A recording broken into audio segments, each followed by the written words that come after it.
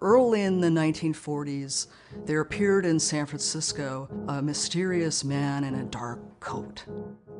This man was tall and majestic, with unforgettable eyes, mesmerizing eyes, the eyes of a fanatic, a saint, or an artist. The guy looked like Wyatt Earp and God at the same time. He looked like he came in from the Wild West on a horse, and yet he looked like God. There's a wonderful photograph of Still that I believe was made by his daughter. And you see this man, very elegant man, with a gray beard, and he's wearing a painter's smock. And underneath the smock, he has a shirt and a tie on. That shirt and tie are, I think, indicative of an artist who saw himself with great seriousness. Nothing was an accident in his work, and nothing was an accident in terms of the way he presented himself to the world.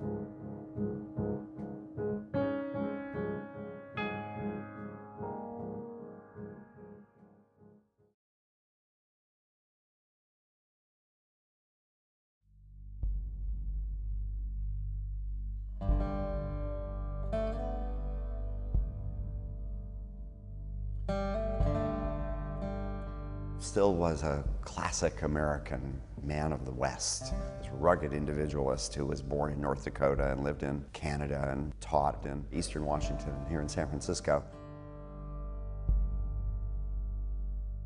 But I think for Still, the West, and San Francisco in particular, was a kind of relief from the East Coast. He took great pride in taking automobile trips, and he loved the landscape of the West and the great expanse and the enormous scale. And I think one can see references to that in many, many of his paintings.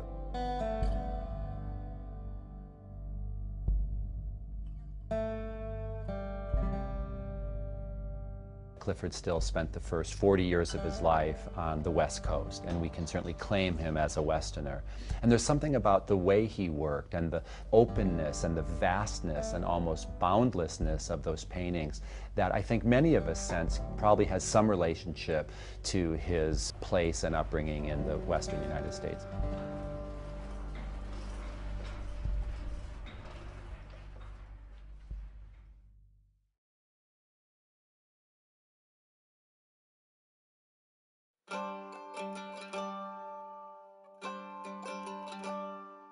In 1939, I was a freshman at Washington State. My first class in art was with Clyfford Still in art history.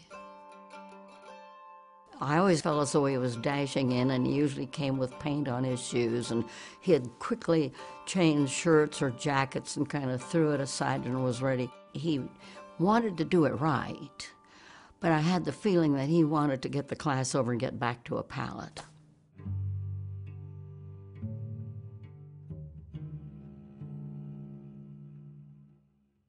He was very academic and very spiritual. I think he was very much into teaching because he wanted to, project that to students. That painting was not just about picture making. He had a great impact on other younger artists through his teaching. He founded the graduate painting program at what is now the San Francisco Art Institute, and this city produced a number of great abstract painters. He really set a tone for abstract painting here. Painters such as Richard Diebenkorn and Frank Laudel, Nathan Oliveira. What Still did was very much in the air in San Francisco at that time.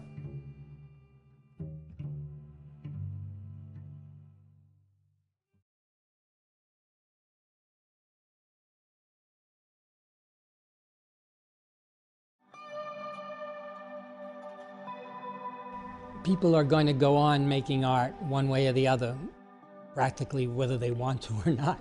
But anyway, the art making will continue. There's always a lot of talk, and has been for the last 30 years or more that I've been around, about painting and the problems of painting. It's as though those problems exist and will continue to exist, but in some magic way they never existed for Still, because it's a kind of pure painting.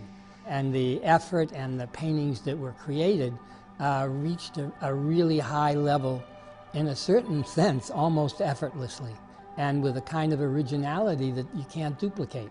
So I don't know how people are going to paint like that and be able to get that kind of effect, but still was able to do it, and as I said, with remarkable ease.